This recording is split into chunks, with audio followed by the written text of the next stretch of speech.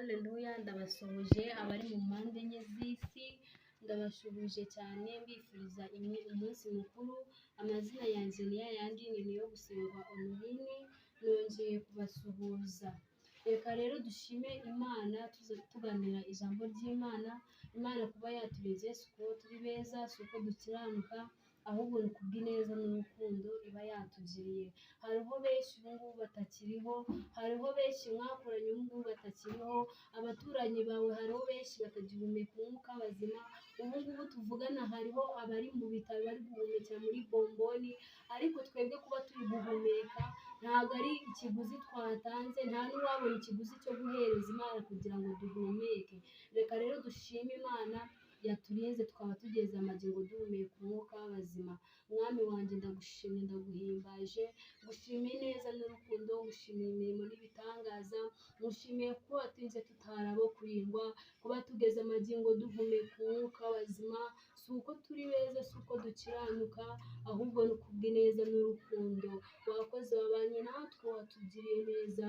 Mwami Imana, dore tugiye kumva ijambo ryawe, ndike mu gutwi ngo rihungukire mu kundi, ahubwo rishinga imizi muri twebwe.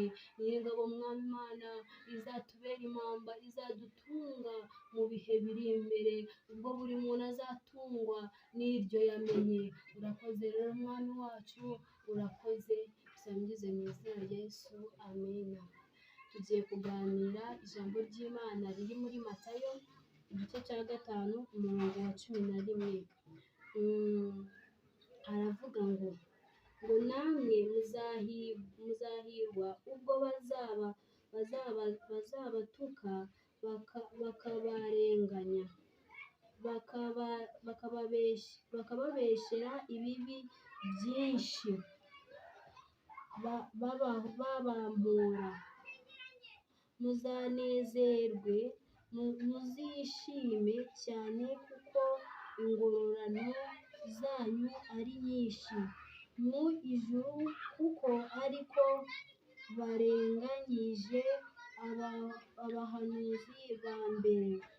Muri umunyu w'isi, mbese umunyu nukayuka uzaryoshwa n'iki? Ntacyo uba ukimaze keretse kujugunywa hanze abantu bakawukandagira. Muri umucyo w'isi, umudugudu wubatse ku mpinga z'umusozi ntubasha kwihisha, nta bakongeza itabaza ngo baritwikire intonga, ahubwo barishyira ku gitereko cyaryo, rikamurika abari mu nzu bose. Abe ari uko umucyo wanyu uboneka imbere y'abantu, kugira ngo babone imirimo yanyu myiza, bahereko bahimbaza So wo mu ijuru. Haleluya. Ijambo ry'Imana riravuze ngo murahirwa ubwo bazabatuka babampora. Njyewe iri jambo nari narihaye umutwe uvuga ngo buri kintu mu gihe cyacyo. Buriya buri kintu kigira igihe cyacyo. Buriya hari igihe cyo kuvuka n'igihe cyo gupfa. Hari igihe cyo kurira n'igihe cyo kwishima. Hari igihe cy'intambara n'igihe cy'amahoro. Ariko ngo ibyo byombi ngo ni Imana yabiremye. Ngo igihe ngo cy'amakuba nikigera ngo ujye wishima. Ngo igihe cy'intambara nikigera ujye utekereza ko Imana ariyo yabiremye byose. Haleluya. Ngo murahirwa ngo ubwo bazabatuka babahora izina ry'Imana. Ni byinshi ukora abantu bakakwitwaramo, ntibashake kuba wabikora. Buriya iyo abanyabyaha ugenda n'abanyabyaha ugahinduka, ntabwo bibashimisha habe na gatoya, ahubwo baba bumva yuko nawe warimbuka. Niyo bakubwira ukababwira ati ngiye gusenga, ngiye kuvuga Imana yo mu ijuru, baba bumva uri umusazi, baba bumva nta n'ikintu umaze. Ariko wowe uba uzi icyo uri gushaka n'icyo ukurikira. ngo kandi ijambo ry'Imana riratubwira ngo turi umunyu w'isi. Umunyu buriya ugira buri biryo wawushyiramo, ariko hari ibyo utajya ushyira mu munyu. Buriya ibiryo byose nubwo wabikaranga ukabiteka neza, ariko bitarimo umunyu ntabwo byaryoha, biba bisaba ngo ushyiremo umunyu. Natwe rero tugomba gukiranuka tukaba umunyu w'isi, tukera imbuto ku b'isi. Ni nk'uko utafata umunyu ngo uwushyire mu gikoma cyangwa ngo uwushyire mu cyayi. Mu gikoma cyangwa mu cyayi ushyiramo isukari. Isukari ni ikintu kiryoherera, isukari ni ikintu kiryoherera buri imwe. Buriya ntabwo wafata isukari ngo ugende uyitereke muri salo. Ufashe ikiro cy'isukari n'icy'umunyu ukabitereka muri salo, icy'isukari nicyo cyashyira mbere, kuko nta wafata umunyu ngo awurigate ngo awurye wonyine, ahubwo afata isukari kuko ari iryoheye buri imwe. Ibyaha rero biba bishaka kuryohera umuntu, ibyaha biba bishaka kuba nk'isukari. Rero tuba tugomba kuba umunyu tukera imbuto, kuko ngo turahirwa ubwo bazaba badutuka baduhora izina ry'Imana. Reka rero tugomeze dusome ijambo ry'Imana. Mbere y'uko tugomeza gusoma ijambo ry'Imana, hari umuririmbyi ujya umfasha cyane, yaririmbye aravuga ngo intambara zitabayeho wavuga iki? Wavuga ko warwanya uruhe rugamba we? Intambara zitabayeho wavuga iki? Wavuga ko warwanya uruhe rugamba we? Intambara ziba zigomba kuba nyinshi ukihangana mu gihe urimo. Ngo umuririmbyi niwe wavuze ngo intambara ni nyinshi, ngo ariko ngo zitabayeho wavuga iki?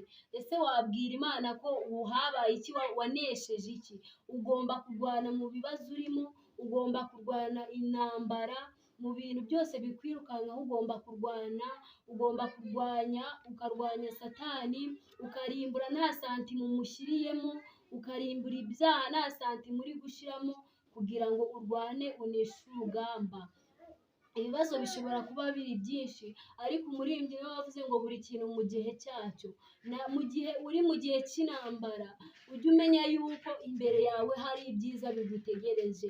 Nubwo Satani aba arimo arakurwanya kugira ngo utagera mu byiza, ariko uba ugomba kurwana, ugahagarara kigabo, ugashikama kugira ngo urebe yuko watsinda ukagera mu byiza byawe. Buriya iyo umuntu ari mu kibi, aba ateganya yuko imbere hari ibyiza, kandi Satani nawe aba ashaka kugusubiza inyuma kugira ngo utagera muri ibyo byiza.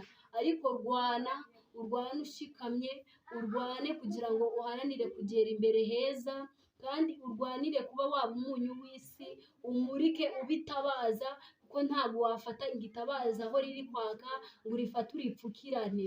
Uba ugomba kumurika ukereka buri umwe wese niba warakijijwe, kizwa werekane buri umwe wese ko wakijijwe, uvuga ati njye namenye Yesu, uvuga ati njyewe mpagaze mu maraso ya Yesu. Reka rero turangize. Mbere y'uko turangiza, hariho abantu baba baruhijwe n'umubiri, abantu barwaye, reka tubasengere. Icya mbere y'uko twasenga, ugire kwizera, kuko utagize kwizera ntacyo byatanga. Nubwo umuntu yagusengera ariko utizeye ntacyo byatanga. Hagarara mu kwizera rero, dusenga Imana yo mu ijuru. Mwami Imana, turagushimye, turaguhimbaje, tugushimiye neza n'urukundo, tugushimiye imirimo n'ibitangaza wadukoreye. Uri Imana ishobora byose rero, ugira neza. Dore Mwami, mweretse abaruhijwe n'umubiri. Nyiringabo Mwami Imana, wavuze ko ari wowe muganga mukuru uruta abandi baganga. Ndagusabye kugira ngo ubakoreho. Reka Mwami ukore buri umwe ahababara. Reka abarwaye imitwe ubakize, abarwaye umugongo ubakize, abarwaye Kristo indwara zitandukanye nabo ubarengere. Reka ubajombe urushinge rutababaza, ubahereze ibinini bidasharira. Reka ubakize Nyiringabo Mwami, ubikorere kwiyubahisha. Nyiringabo rero Mwami Imana, urakoze Mwami, kuko ubumvishe gusenga kwacu. Icyubahiro ni icyawe.